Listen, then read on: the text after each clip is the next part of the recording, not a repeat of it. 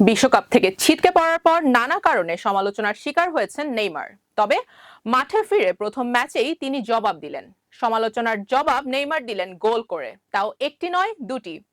গতরাতে Santos Brazilian সিরিয়াতে মুখোমুখি হয়েছিল চাপেকোয়েন্সে। এই ম্যাচের আগে দলটি অবনমন অঞ্চলে ঘুরপাক খাচ্ছিল। ঠিক তখনই আলো ছড়ান নেইমার। চাপেকোয়েন্সের বিপক্ষে এই ম্যাচে ডেডলক ভাঙেন তিনি। বক্সে সতীর্থের সঙ্গে বল দেওয়া নেওয়া করে দারুণ এক শটে বল জালে জড়ান নেইমার। তার আগে সান্তোস যখন কোপা সুদামেরিকানায় খেলছিল তখন তিনি পোকার টুর্নামেন্টে ছিলেন।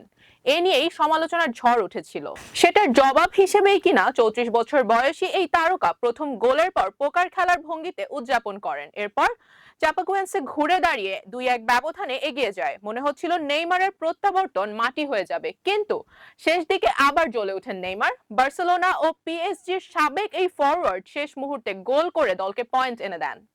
বিশ্বকাপে ব্রাজিলের হতাশাজনক পারফরম্যান্সের পর কয়েক সপ্তাহ দূরে থাকার পর এটি ছিল তার আবেগঘন প্রত্যাবর্তন। চোট সমস্যা এবং ফিটনেস প্রোগ্রামের কারণে ক্লাব তাকে আগে দলের সঙ্গে পাঠায়নি। বিশ্বকাপের সময় তাকে ব্রাজিলেই রাখা হয়েছিল।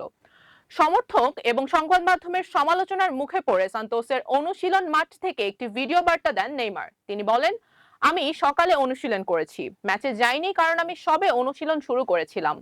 পরের দিন আমার ছুটি ছিল।